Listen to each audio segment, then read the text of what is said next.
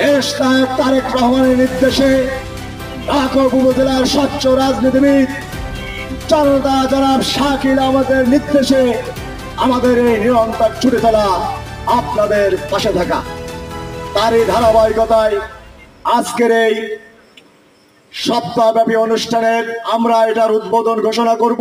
এরকম একটা মেলা আমাদেরকে আরো প্রাণ চাঞ্চল্যতা তৈরি করে দেবে, আমাদেরকে বিনোদনের ব্যবস্থা করে দিয়েছে। এই সুযোগ নিয়ে যারা দুর্বৃত্তায়নের সাথে জড়িত তারা সুযোগ নিতে পারে।